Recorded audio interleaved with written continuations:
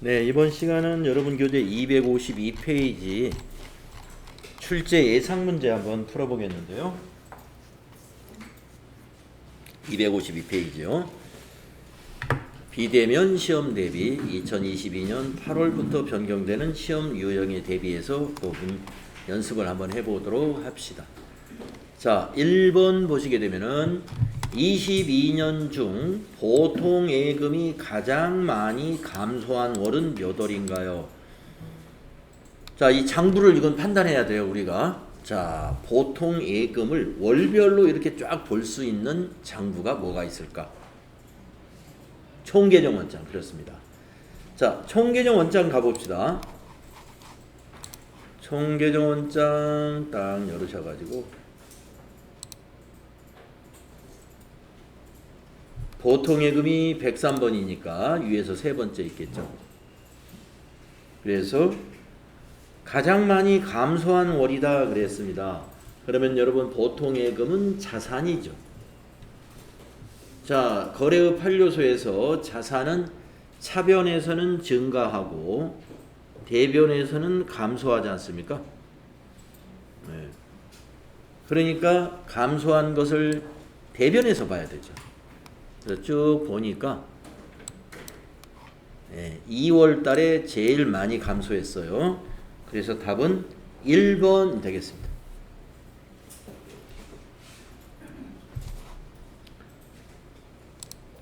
다음에 2번 보시면은 12월 말 외상매입금 잔액이 가장 큰 거래처의 코드와 잔액을 기록하시오 그랬어요. 외상매입금의 잔액을 거래처별로 쭉 볼 수 있는 장부가 어디 있을까? 거래처 원장, 그렇습니다. 자, 거래처 원장 찾아갈 수 있어야 돼요. 그래서 전체 메뉴에 가셔가지고 거래처 원장이라는 장부가 있다. 클릭하신 다음에 기간이 이제 앞에 날짜는 이제 잔액을 볼 때는 앞에 날짜는 상관이 없어요. 여러분 마음대로 넣으시고 뒤에 날짜만큼은 12월 말일로 넣어야 되겠죠. 그리고 계정 과목은 외상 매입금을 선택해야 되겠죠. 그래서 여기 물음표 단추 눌러서 외상으로 검색을 하시면 되고요. 외상 매입금이 251번이다. 이것까지 외우셨다면 더욱 좋고요. 아직은 뭐 251번까지 여러분이 외울 기회는 없었을 거예요. 251번이 외상 매입금이에요. 거래처 분류에서는 그냥 엔터를 쭉 쳐주는 거예요. 그러면 외상 매입금 거래처 세 군데에 대한 잔액을 물어봤으니까 잔액을 보셔가지고 가장 큰 거래처 코드, 자 보니까 데일리룩이 가장 커요. 거래처 코드가 여기 있잖아요. 01002 이렇게 넣어도 되고요. 앞에 0을 이걸 숫자로 본다면 앞에 0은 무시해도 되니까 1002 두 개가 다 맞습니다. 01002 이렇게 답을 쓰시거나 그냥 1002. 근데 1002는 맞지만 102는 틀린 거죠. 코드니까 정확하게 써야 돼요. 그 다음에 잔액은 이거 쓰면 되겠습니다. 4,500만원. 그래서 이것도 이제 복사가 되나요? 클릭해서 컨트롤 C 했다가 답안지에 이렇게 붙여넣기가 되는지 해보셔가지고 컨트롤 V 이렇게 하면 오타 없이 입력할 수 있을 거예요. 잔액도 컨트롤 C 해가지고 답안에 붙여넣기가 될는지 모르겠지만 한번 시도해 보시고 되면 그렇게 하고 나중에 콤마는 이렇게 콤마 복사가 안 되면 이렇게 넣어주시면 됩니다. 이렇게 콤마를 잘못 찍으면 안 넣는 것만 또 못해요. 제대로 찍어줘야 됩니다. 콤마는 세 자리, 뒤에서부터 세 자리마다 넣어주는 거예요. 세 자리마다.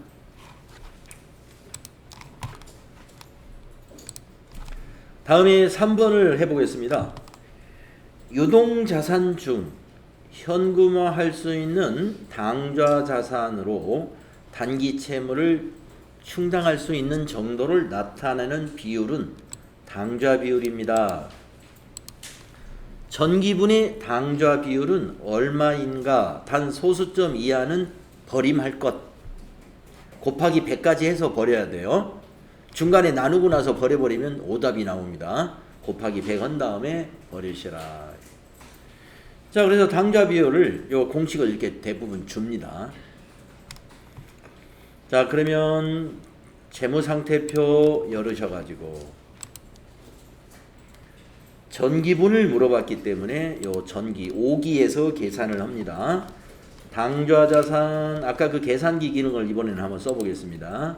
자, 당좌자산을 딱 클릭을 하고 마우스 오른쪽 버튼 눌러서 계산기, 이렇게 입력이 안 될 때도 있더라고요. 그럴 때는 위에다가 셀을 다시 갖다 놓고 현재 금액 추가 이거 눌러주면 여기 입력이 되더라고요. 자, 그런 다음에 두 번째 줄을 나누기로 바꿔야 된단 말이에요. 그래서 F 눌러서 나누기로 이렇게 바꿔주고, 그 다음에 유동부채로 내려갑니다. 예, 유동부채를 내려가서 유동부채가 이거죠.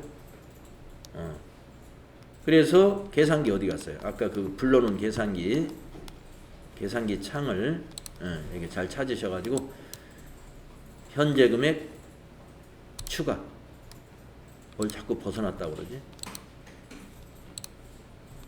예, 현재 금액 추가. 자, 그러면 이제 나누기 94 이렇게 들어갔죠. 그 다음에 곱하기 100을 넣어야 되죠. 네, 여기다 곱하기 바꾸시고 100 엔터 치면 됩니다. 그러면 여기 117 이게 표기 방법에 여기 미리 보시면은 반올림이라든가 올림이나 버림 이거 선택할 수가 있어요. 예, 만약에 올림 하면은 118이 나오네요. 반올림 하면 117이죠.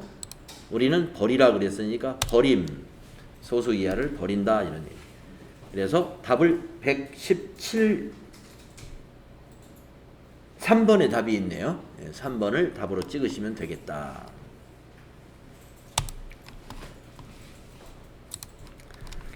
다음에 4번을 또 해볼까요? 총자산 회전율은 총자산이 1년에 몇 번을 회전했는지를 나타내는 비율입니다. 전기분 총자산 회전율은 얼마인가?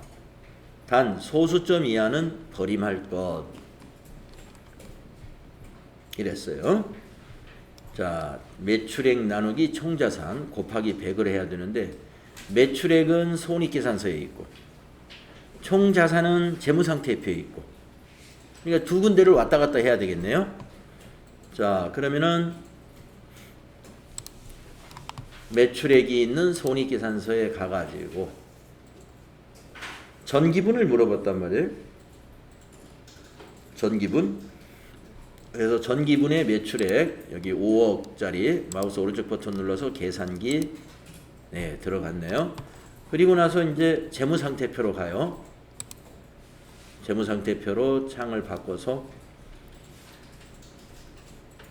총자산으로 나눠야 되니까 여기를 나누기로 바꿔요. F. 네, 자산 총계 여기 있죠? 199952000이네요. 현재 금액 추가. 지우고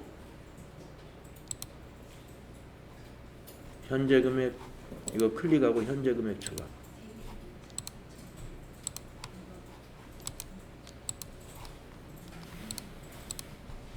현재 금액 추가. 엉뚱한 숫자가 들어가죠? 그럼 여기서 직접 타자할까요? 199952000. 예. 손익계산서에 있다가 재무상태표로 오니까 제대로 그 금액이 입력이 안 되네요. 제가. 그러니까 직접 타자해도 됩니다. 여기서 199-920, 952-009. 자, 그리고 엔터 치고 나서 밑에 여기를 곱하기로 바꿔야죠. 곱하기 100 그리고 엔터. 네, 250 나왔네요. 결과가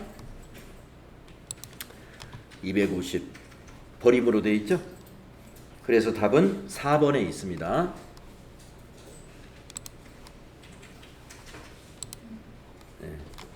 254번을 여러분이 답으로 클릭해 주시면 답이 단답형은 거기다 직접 입력하는 거고요. 이렇게 사지선다는 마우스로 그냥 그 번호를 클릭하면 답이 달리는 거예요.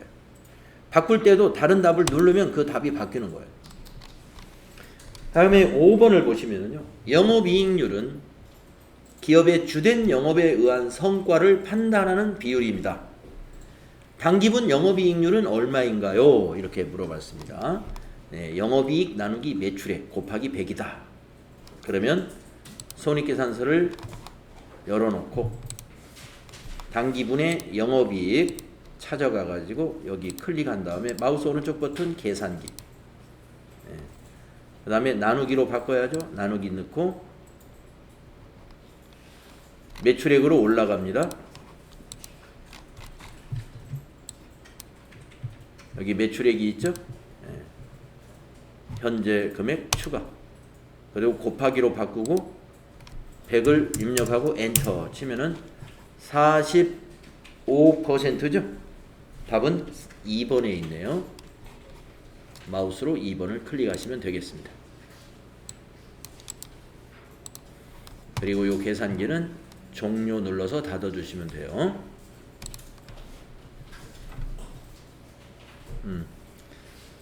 그래서 한번 여기 더존에 있는 계산기 기능을 한번 사용해 보시고, 이게 뭐 쓸만하다 그러면 그걸로 쓰시고, 아 이거 불편한데 그러면 손계산기 준비하시면 되겠습니다. 자, 우리가 이제 이렇게 해서 우리가 회사를 만들어서 쓴 이 3일 패션 다 마쳤습니다. 3일 패션은 더 이상 열 일이 없고요.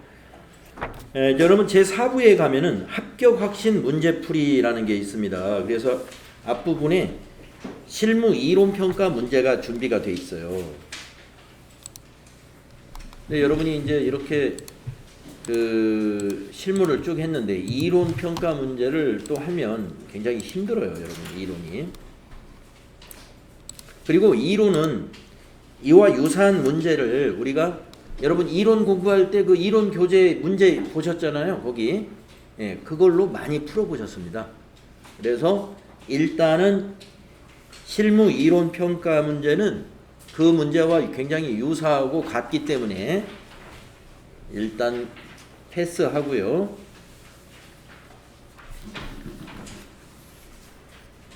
나중에 시간이 남으면 요 이론 문제도 한번 풀어볼게요. 일단은 이건 넘어가겠습니다. 우리가 이론 공부할 때 풀었던 문제가 많이 있으니까 시간이 남았을 때는 다시 돌아와서 이걸 풀겠습니다. 자, 307페이지로 넘어갑니다.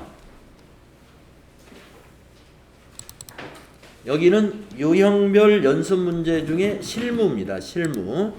그런데 이번에 회사는 유형상사인데요.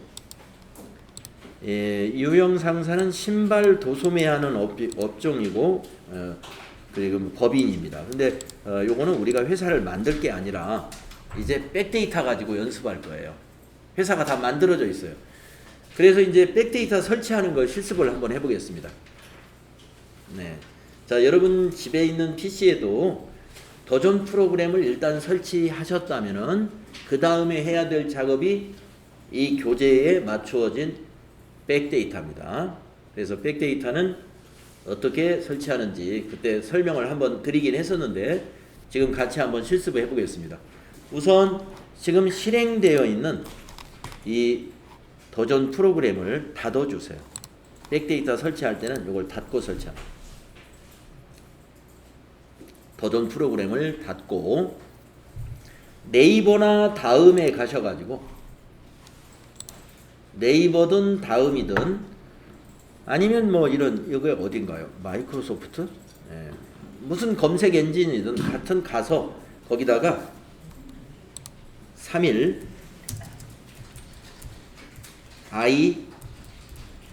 i라고 입력했어요. 3일 하면은 3일.i.com이라는 회사를 닷컴 회사예요. 3일.i.com.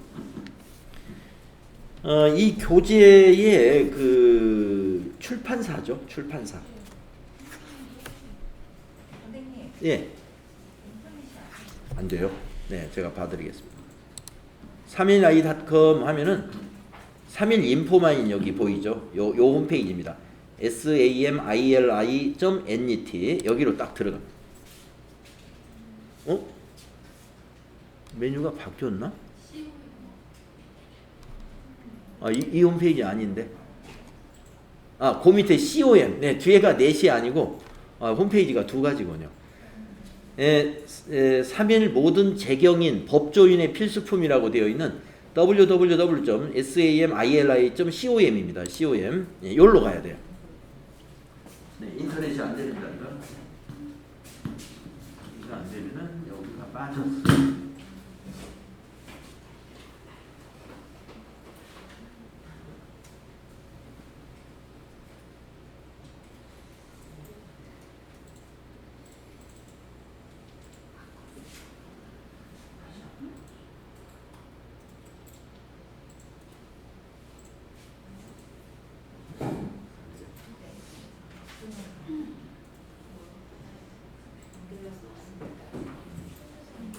자, 아까는 이게 안 떴었거든요. 근데 지금 이거 하시고 나서 메시지가 이렇게 떴어.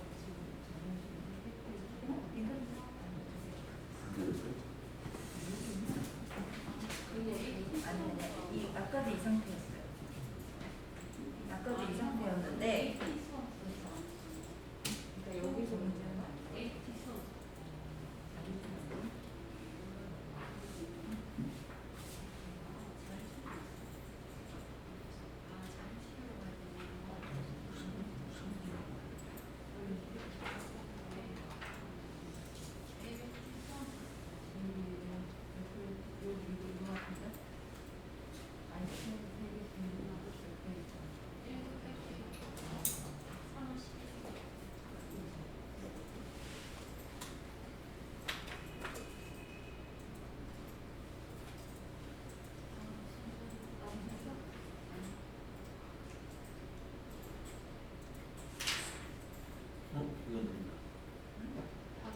물은 여기다가 한번 입력해볼까요? 3일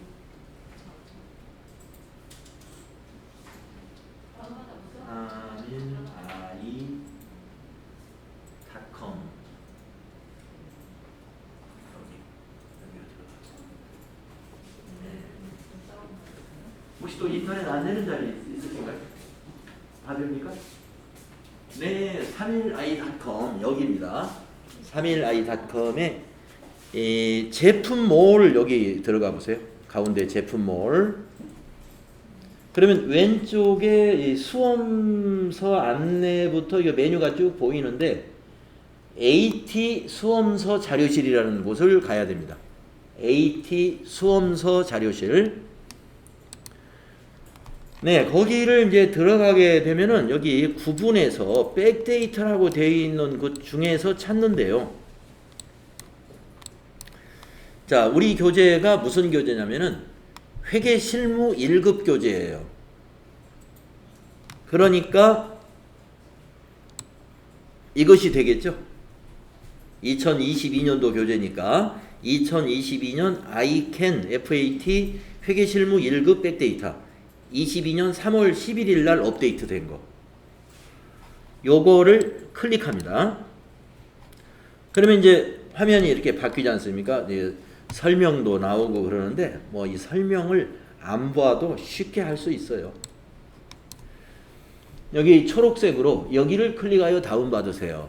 네, 여기를 클릭해줘요. 클릭해주면 여러분이 쓰고 있는 저기 그 익스플로 뭐 아니죠. 그러니까 브라우저가 무엇이냐에 따라서 무엇이냐에 따라서 제 거는 지금 다운로드 창이 위에 뜨이고 위에 있어요. 이렇게 위에 보이고 있고 또 구글인가요? 거기는 밑에 이렇게 보일 수도 있어요. 다운로드 되는 파일 이름이. 그래서 어디에 다운로드 됐는가 보고 싶다 그러면 뭐 다른 이름으로 저장이라는 요걸 눌러서 아 내가 지금 어디에 저장되고 있는 거구나 하는 것을 알 수가 있습니다. 어쨌든 뭐 다운로드 홀더가 됐든 바탕화면이든 어디든지 좋아요. 저장을 하세요. 거기다 저장을 하신 다음에 그냥 열면 됩니다. 그걸 실행시켜라 이런 얘기입니다. 네, 여기서 열기 직접 해도 되고요. 그 홀더에 가서 저장해도 돼요. 아니 실행을 해도 돼요. 자, 실행을 했습니다. 그러면 이런 창이 나와요.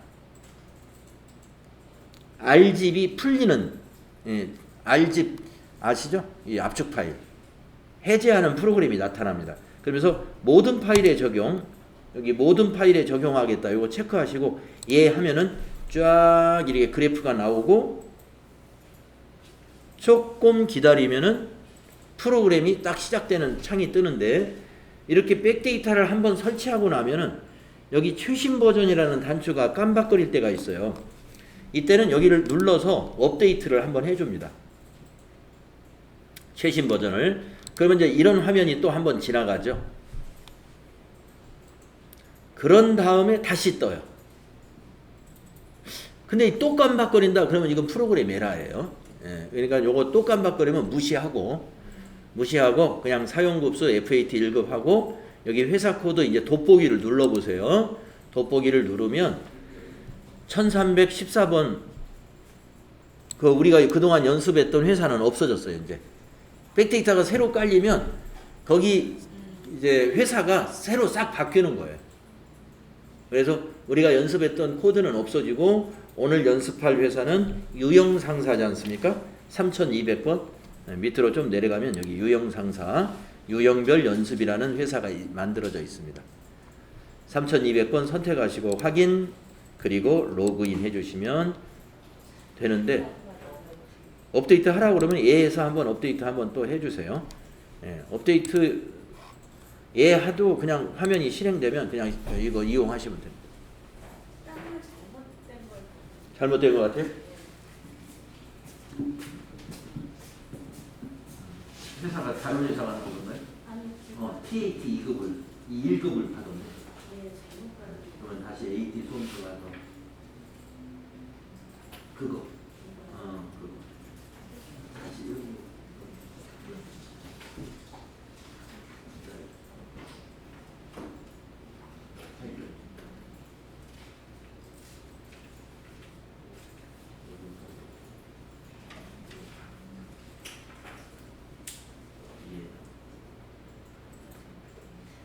주신 거를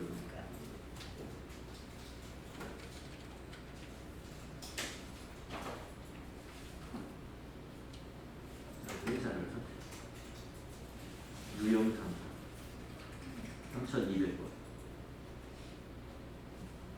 3200번 위에 있습니다. 자, 또 백데이터 잘 안 되시는 분 있나요? 네. 집에 꼭 설치하세요, 여러분들. 시험 보시려면 집에 교육용 프로그램이 반드시 설치가 되어 있어야 됩니다. 백데이터는 상관이 없어요. 근데 시험 볼 때 교육용 프로그램 없이는 시험을 못 봅니다. 그래서 프로그램은 여러분 집에 있는 시험 볼 컴퓨터에 시험을 응시할 컴퓨터에 반드시 프로그램은 미리 설치가 되어 있어야 됩니다. 그리고 이제 이 교재로 공부할 때는 지금 우리가 설치한 이 백데이터가 필요하게 되겠습니다. 자, 유형상사로 회사를 이렇게 실행을 하셨잖아요. 나중에 회사를 바꾸실 때는 프로그램을 다시 실행하진 않고요. 저 위에 보이면 제목 표시줄에 유형상사라는 회사 상호가 보이잖아요. 거기를 더블 클릭해 보세요. 예, 그냥 클릭하면 이렇게 회사 선택할 수 있는 창이 나오죠. 여기서 만약에 지리산 생수로 바꿔야 되겠다. 그러면 지리산 생수 선택하고 확인 그리고 로그인 누르면 지리산 생수로 회사가 바뀝니다. 또 바꾸고 싶다 그러면 거기 회사 이름 클릭하고 여기 눌러서 유형상사 확인 그리고 로그인 누르면 또 유형상사로 바뀌었습니다. 집에서 회사를 이 회사 저 회사 바꿔가면서 연습하고 싶다 그러면 그렇게 회사를 쉽게 바꾸십니다. 자, 307페이지 실무수행 유의사항을 한번 읽어서요. 그 내용을 우리가 이해할 수 있는지 한번 보도록 하겠습니다. 자, 우리가 연습하는 회사 이제 유형상사는 신발을 도소매하는 법인 기업이고 이번이 6기라고 되어 있네요. 자, 실무 수행 유의사항에 5가지가 있는데 살펴보도록 하겠습니다. 1번 부가가치세 관련 거래는 메인 매출 전표 입력 메뉴에 입력하고 부가가치세 관련 없는 거래는 일반 전표 입력 메뉴에 입력한다. 네, 그렇게 해야 돼요.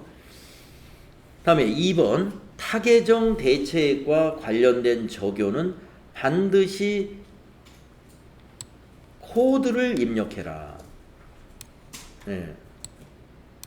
타계정 대체액과 관련된 적용은 코드로 꼭 입력해라. 예, 코드 번호 8번이 해당이 됩니다. 8번 여기다 메모해 놓으세요. 8번. 그러면 우리가 이 타계정 대체액이라고 하는 거래가 어떤 거래인가를 알고 계셔야 됩니다. 자, 우리가 신발 도소매업의 경우에 타계정 대체의 경우는 어떤 경우가 있을 수 있느냐?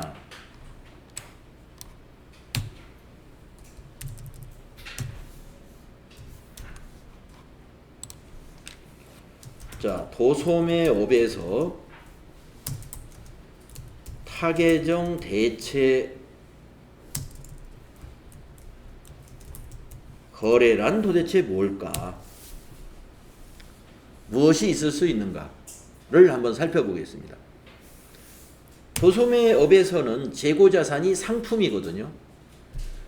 그래서 이것은 이제 이런 거예요. 재고자산을 판매 외의 목적으로 사용한 거래를 말합니다. 그러니까 여기서 말하는 재고자산은 상품이다 이거예요. 상품. 자, 우리가 재고자산, 상품은 목적이 뭐죠? 판매하는 게 목적이죠. 네. 상품은 팔거나 나머지는 전부 재고로 남아 있어야 돼요. 판매하거나 나머지는 창고에 또는 매장에 재고로 남아 있어야 되죠. 그런데 이 재고자산이 판매되지 않고 또 창고에 재고로 없고 다른 목적으로 없어졌다 이겁니다. 다른 용도로 사용됐어요. 어떤 경우가 있을까요? 상품을 다른 용도로 쓴다. 그러면 어떤 경우가 있을까요? 여러분이 생각해 볼 수가 있죠. 자, 이게 신발 회사예요. 신발 판매하는 회사. 신발을 팔지 않고 어떤 목적으로 쓸 수 있을까요? 응? 선물? 선물? 아, 홍보 목적으로 샘플.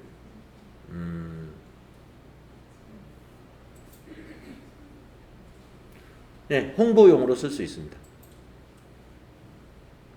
네, 근데 홍보용은 우리가 매출로는 보지는 않아요.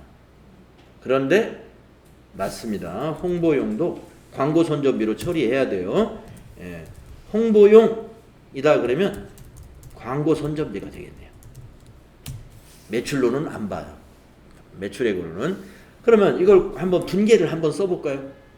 저희가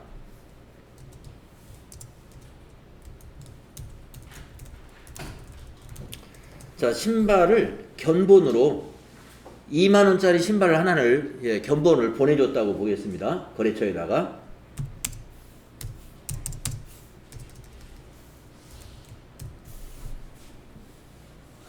홍보용으로 이런 신발이 새로 들어왔습니다. 우리 이 견본품 보내니까 많이 좀 팔아주세요 하고.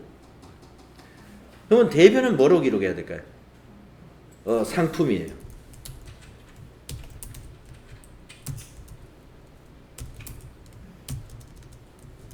그런데 대변에 상품에다가 적요를 꼭 8번을 넣어야 된다 이런 말씀이에요. 그래야 이건 맞는 거예요. 다른 거는 여러분 적요를 우리가 시험에서는요 적요에 대한 것은 질문을 하지를 않아요. 뭐 채점에 그리고 반영도 하지 않습니다. 적요의 내용 가지고 채점을 한다면 딱 요거 타계정 대체 거래는 반드시 적요를 넣어야만이 뭐가 맞냐면 손익계산서가 제대로 만들어지는 거고, 적요를 안 넣으면 손익계산서가 틀리게 됩니다. 그거를 저희가 증명을 한번 해보겠어요.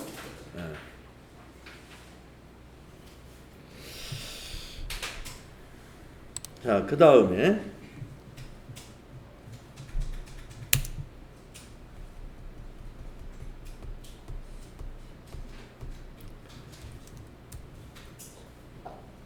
신발 가지고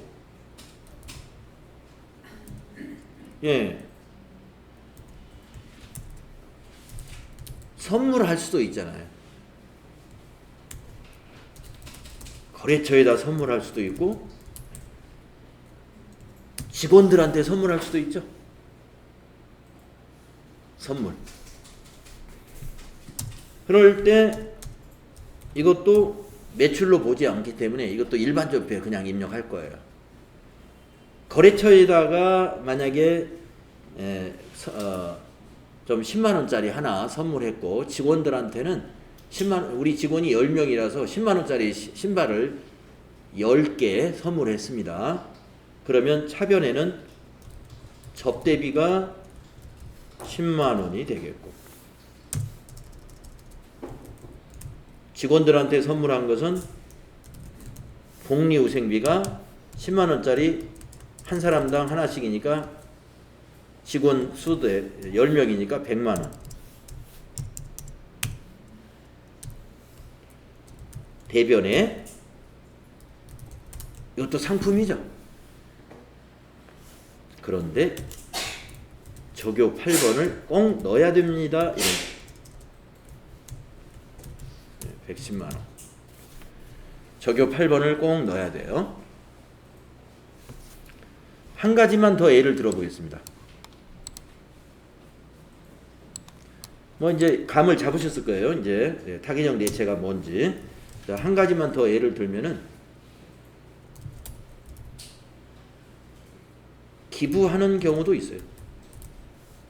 우리 회사 상품으로 기부하는 경우도 있어요. 여름에 수해가 발생해가지고 수해 지역에 우리 회사 신발을 좀 기부하도록 했다. 네, 그래서 500만 원어치 기부했습니다.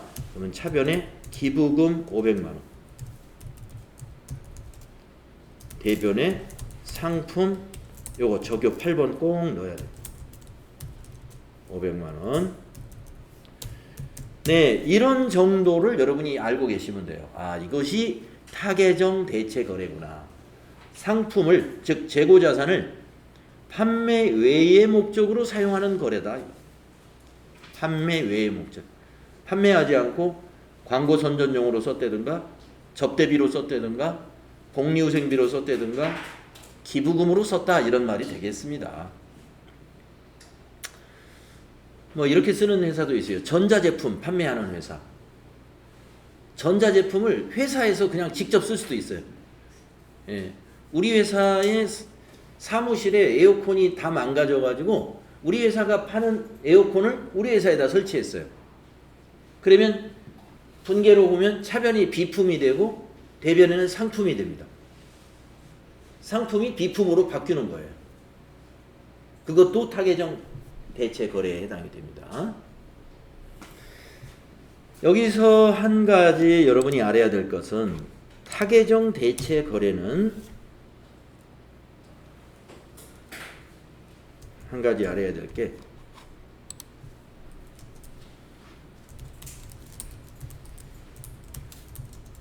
원가와 시가가 있잖아요.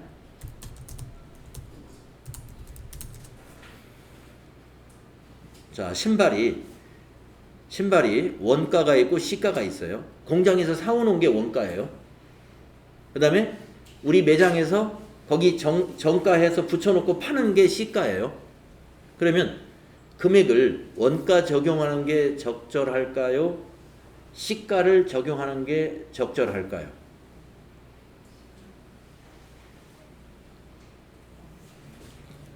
판단하기 어려우시죠? 네.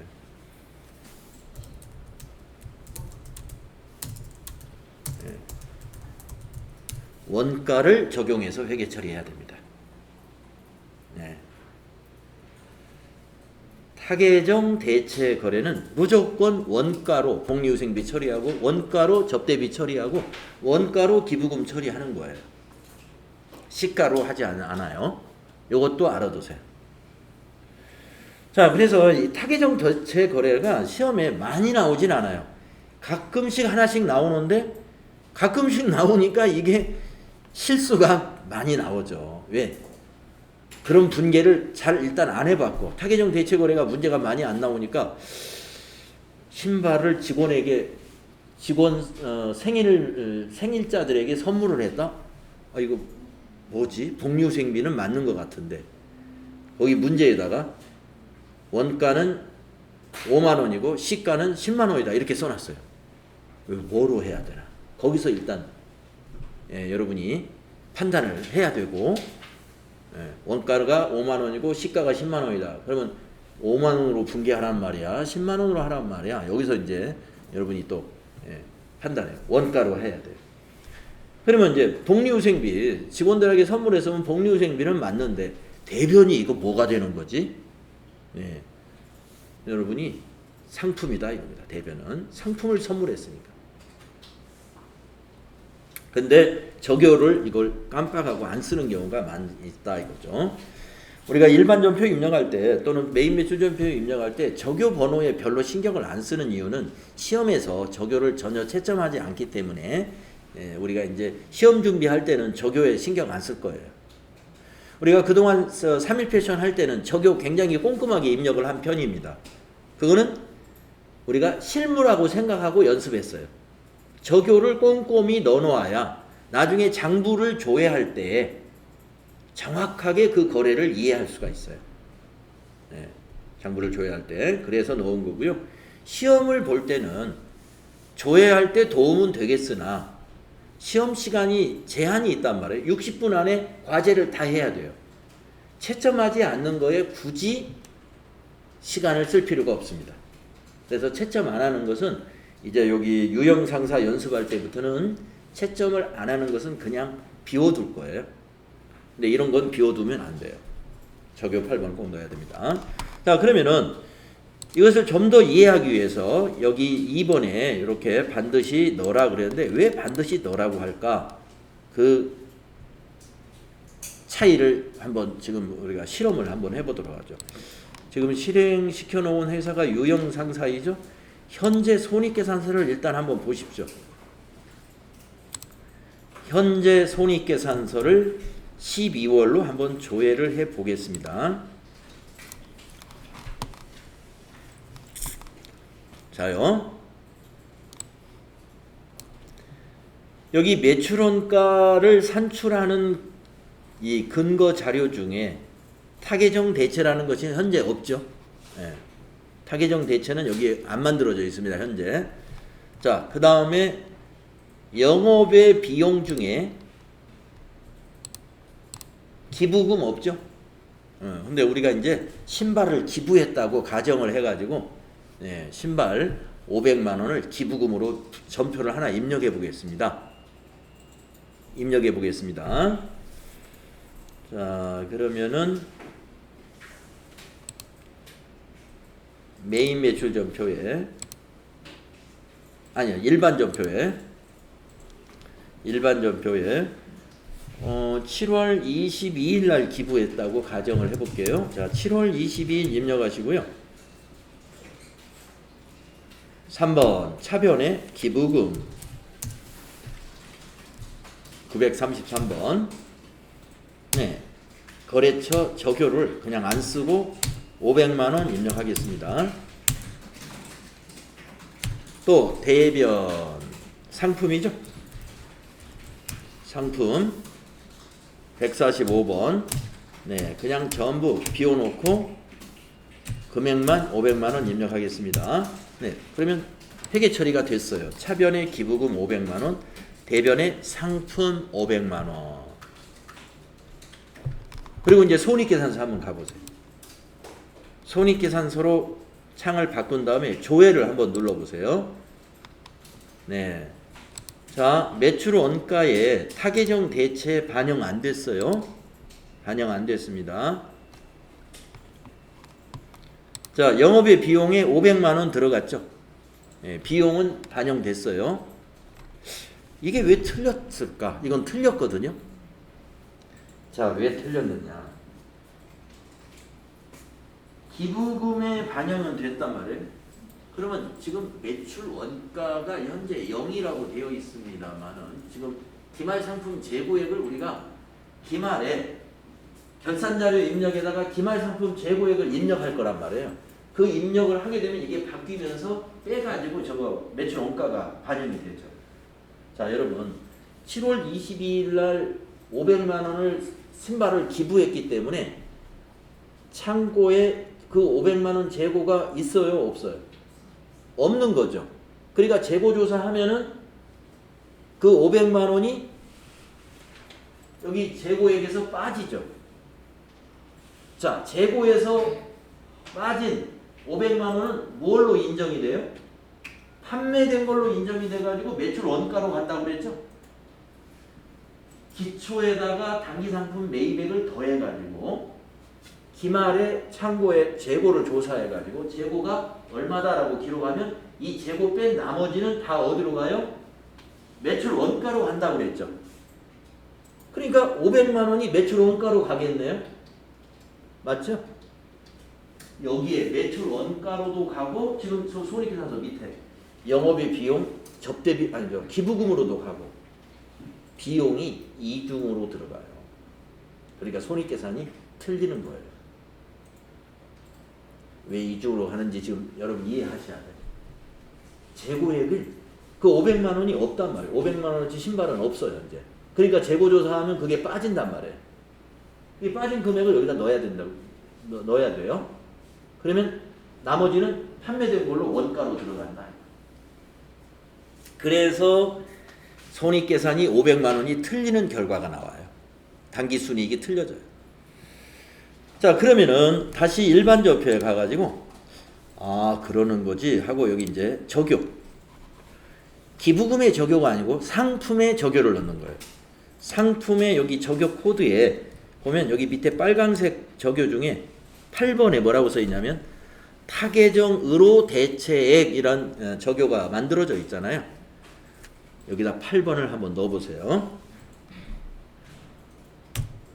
8번. 그러면 이제 타계정으로 대체액으로 처리가 됐습니다. 손익계산서로 다시 가보세요. 손익계산서 가셔가지고 위에 조회를 또 한번 눌러보세요.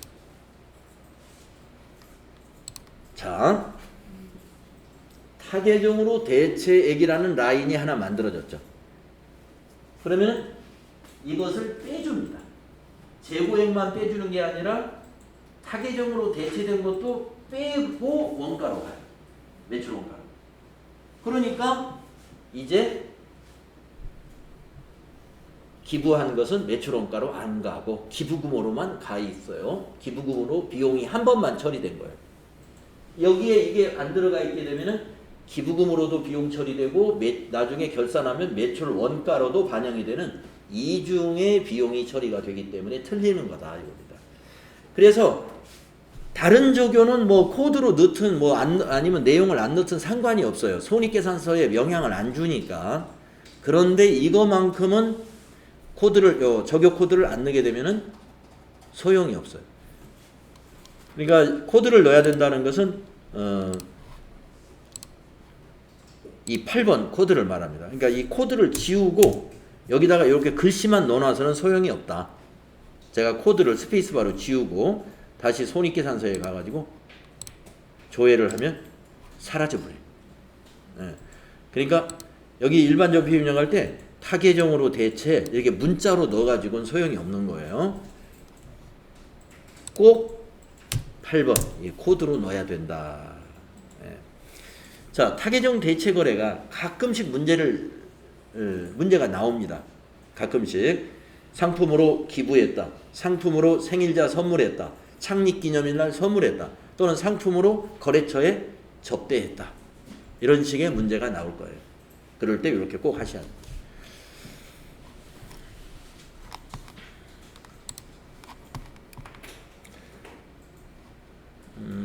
그 다음에 이제 여러분 그게 재고자산 공부할 때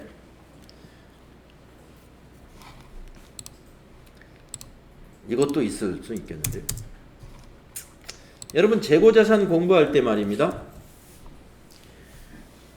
신발이 재고가 장부하고 딱 맞아야 정상이죠. 장부하고. 근데 재고조사를 해보니까 재고가 부족해요. 네, 재고가 부족해요. 그런데 우리는 뭐라고 부르냐면은 감모 손실이라고 그러죠. 자, 감모 손실에 대해서 여러분 재고자산 끝부분에서 아마 이론 공부할 때 약간 설명이 들어 있을 겁니다. 감모 손실이라고 하는 거예요. 그런데 이 감모 손실에는 정상 감모라는 것이 있고 비정상 감모가 있어요. 정상 감모는 별도의 회계 처리를 안 하면 돼요. 그러면 자, 신발이 만약에 재고가 300만 원어치 재고가 있어야 돼. 장부상으로 보면. 근데 가서 조사해 보니까 300만 원에서 한 20만 원 빠져요. 280만 원어치밖에 없어. 20만 원짜리 신발이 어디 갔냐? 20만 원어치. 예?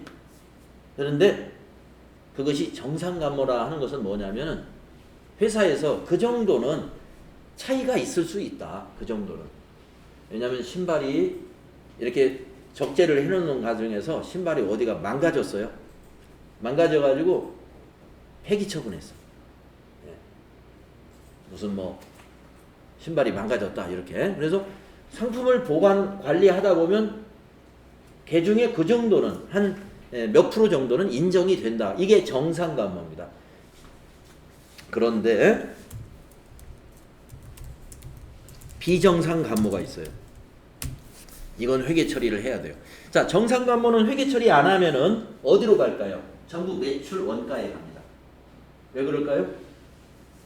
기말 상품 재고액을 280만 원으로 입력을 할 거란 말이에요. 결산자료 입력할 때. 그러면 장부는 300인데 예.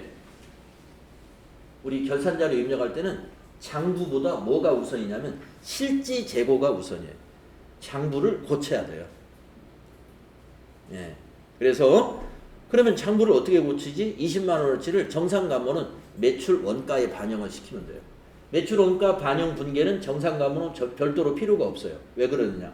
기말 상품 재고액에다가 280만 원이라고 입력할 거란 말이에요. 그러면 그 차이 나는 20만 원은 매출 원가로 자동으로 들어가요. 판매된 걸로 보는 거예요.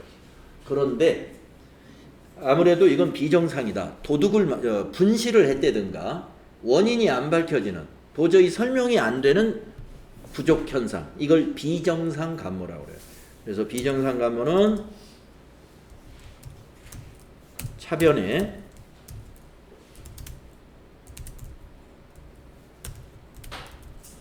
재고자산 감모 손실이라는 영업의 비용이 있어요. 이게 영업의 비용입니다. 재고자산 감모 손실 20만 원. 대변은 상품인데 이것도 꼭 적요를 8번으로 넣어줘야 된다. 그 이유는 아까 기부금의 경우하고 마찬가지예요. 다른 것도. 네. 재고자산 감모 손실을 입력을 하면 이게 전표를 입력하잖아요. 아까 접대 기부금 입력하듯이 이거 하면은 영업의 비용에 재고자산 감모 손실이 다 들어가요. 그리고 저기 기말상품 재고액은 실지 재고액을 넣으니까 280만 원이라고 입력을 한단 말이에요. 네. 그러면 여기 적용 8번을 넣으면 그것은 매출원가로 안 가는 거예요. 아시겠죠? 그래서 지금 생각이 나네요. 재고자산 감모 손실 분기할 때 대변의 상품을 꼭 적용 코드를 넣어야 된다. 이거 알아두세요. 자, 요 전표는 이제 지우겠습니다. 우리 연습했던 거 7월 22일자 거 요거 체크하셔가지고 두 줄 체크한 다음에 저 위에 삭제 있죠? 휴지통. 그거 눌러서 선택 삭제라는 메뉴에서 확인 눌러서 지우시면 됩니다.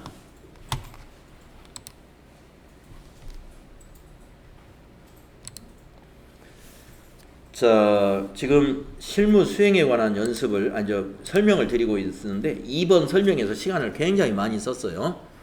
다음에 3번을 보겠습니다. 채권, 채무, 예금 거래 등 관리 대상 거래 자료에 대하여는 거래처 코드를 반드시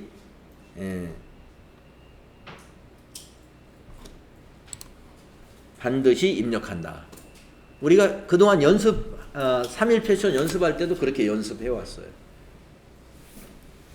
꼭 해야 되고요. 그 다음에 4번 자금 관리 등 추가 작업이 필요한 경우 지문에 따라 추가 작업을 해야 한다.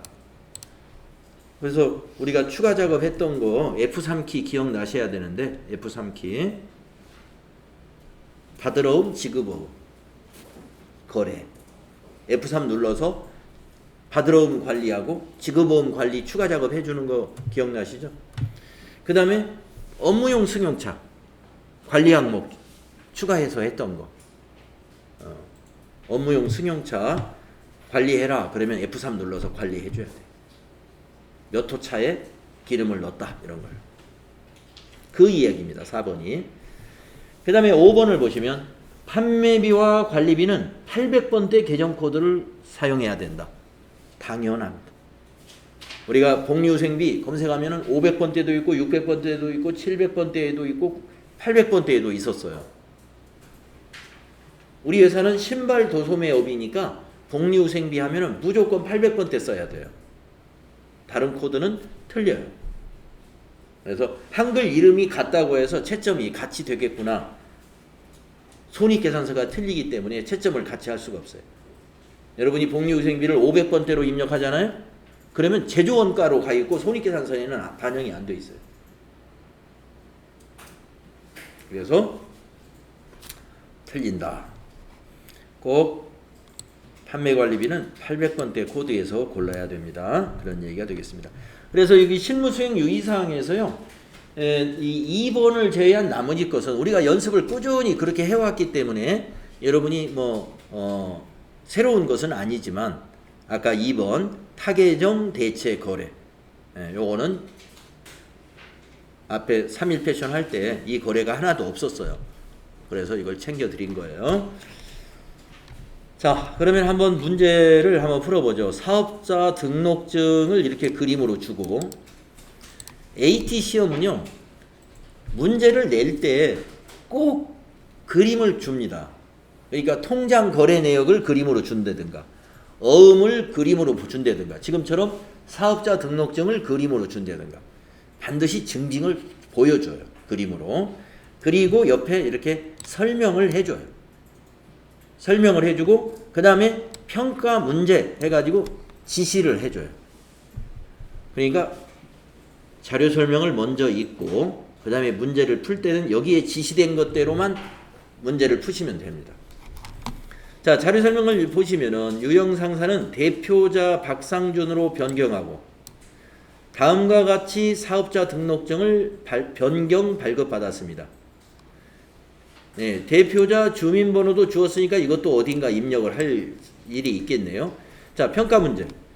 사업자 등록증 내용을 확인하여 변경 내용을 수정하고 국세 환급금 계좌 등록 작업을 수행하시오.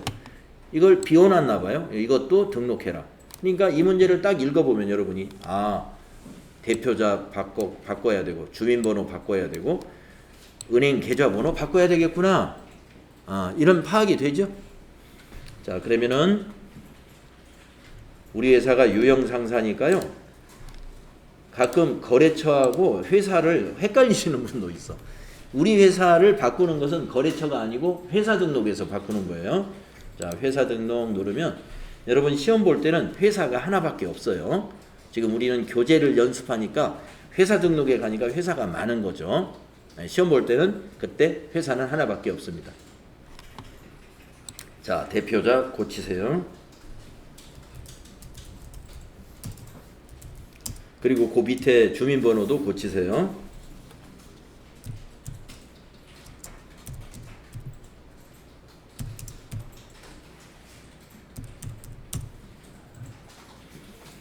그 다음에 그 국세 환급금 계좌 여기 18번인데 여기도 이건 아예 데이터가 없어요. 새로 입력하세요. 은행을 여 물음표 단추 눌러서 은행을 찾는 거예요. 하나은행. 하나 엔터 치고. 지점은 서대문 지점.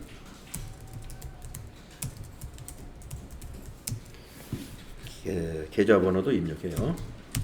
524-666-58-222 엔터. 네, 이렇게 세 가지 입력해 주면 되겠습니다.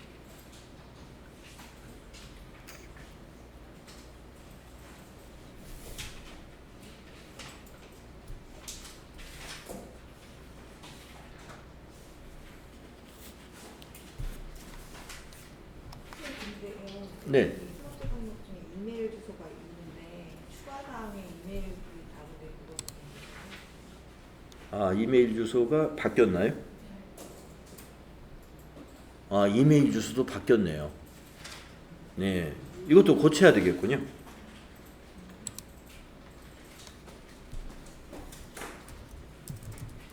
제가 그걸 못 봤습니다. 네, wooju 골뱅이 ican.com ican.com. 이메일 주소는 중요합니다. 우리가 그 담당자 이메일 주소가 잘못되면은 그 우리가 이제 메일 전송할 때 아니죠 전자세금 계산서 발행할 때 보내는 사람 이메일 주소가 요걸로 해서 발행이 될 거란 말이에요. 그래서 우리 회사의 담당자 이메일도 중요하고 거래처의 담당자 이메일도 중요합니다. 그 더존에서 세금계산서 발행을 하는 전자세금계산서를 발행을 하려면 그래요. 예. 더존에서 전자세금계산서 발행을 안 하고 국세청 홈택스에서 발행한다 그러면 요 이메일 주소는 의미가 없는 거지만 그거는 이제 홈택스에서 회사 등록과 거래처 등록을 제대로 또 해야 돼요. 홈택스에 가서. 그런데 이 더존 시스템으로 bill36524.com에서 전자세금 계산서를 발급해야 된다 그러면 이메일은 항상 정확하게 업데이트를 해놔야 돼요. 자, 그래서 문제에서 이와 같이 내용을 확인하여 변경 내용을 수정하시오 했을 때는 지금처럼 문제에서 대표자 바뀌었고 주민번호 주었고 은행 데이터 주었으니까 이것만 하면 되겠구나 이렇게 판단을 대부분 해도 거의 다 고친 거예요. 그러나 지금 잘 둘러보셔야 됩니다. 추가 사항에서 그것도 바꿔야 정상이에요. 자, 다음 페이지 넘어가서 개정 과목 수정 문제 한번 해볼까요?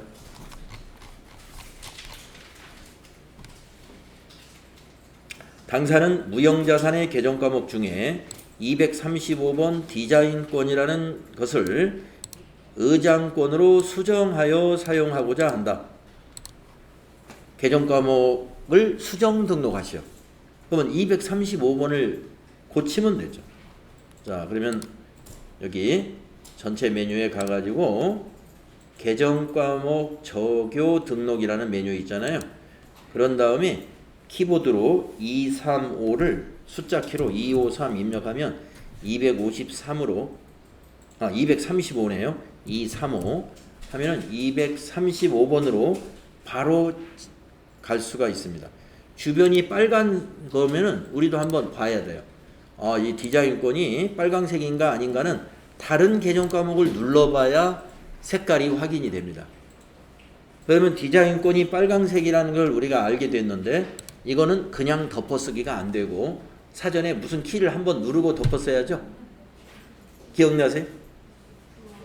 컨트롤 F1. 그래서 여러분 키보드에 컨트롤 키를 누른 상태에서 F1을 한번 툭 치고 입력해야 이게 입력이 돼요. 의장권. 엔터 이렇게 입력이 됩니다.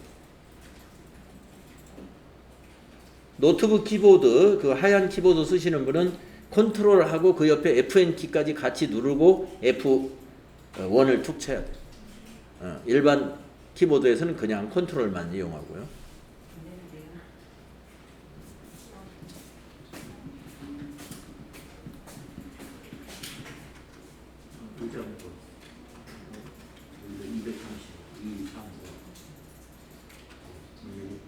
빨간색이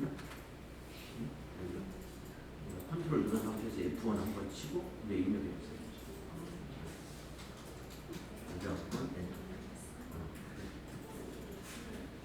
여기 235번을 갈 때는 코드에 커서가 있을 때 235 이렇게 입력해요.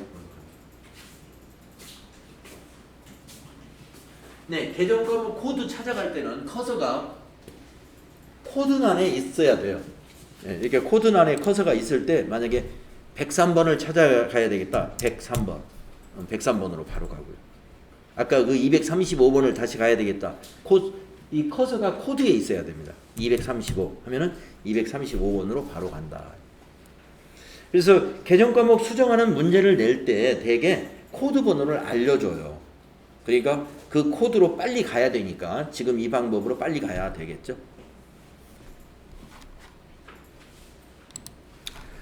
그 다음에 세 번째 문제는 거래처별 초기 2월 문제를 냈네요. 지급어음 명세서 하나 주고 그 다음에 미지급금 명세서 하나 주고 밑에 설명을 해놨어요.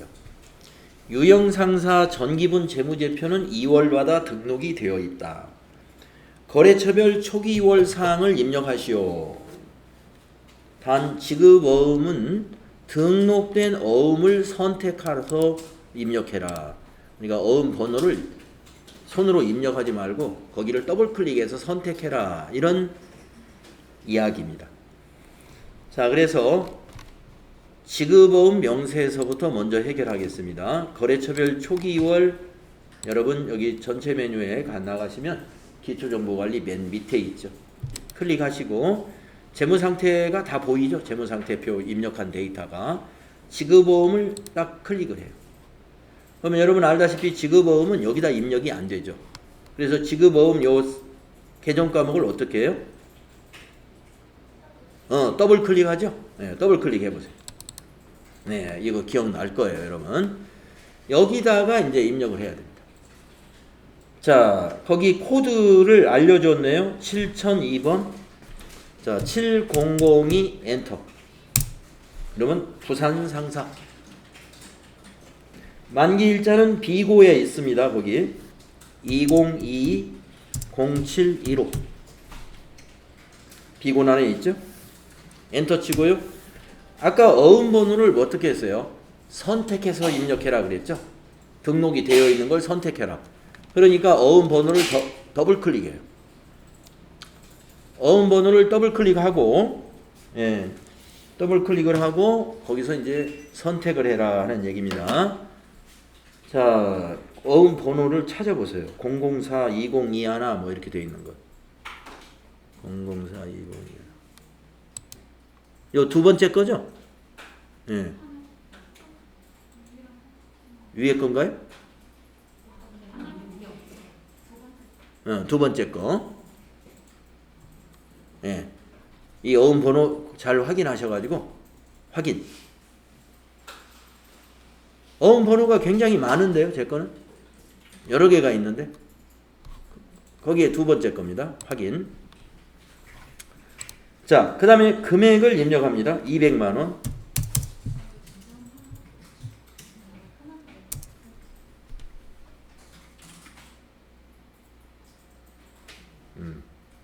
200만 원. 자, 그 다음에 나머지 오른쪽에 더 입력할 것은 없죠. 발행일자 있네요. 네, 발행일자 고치세요. 2021년 12월 15일로 고쳐야 됩니다.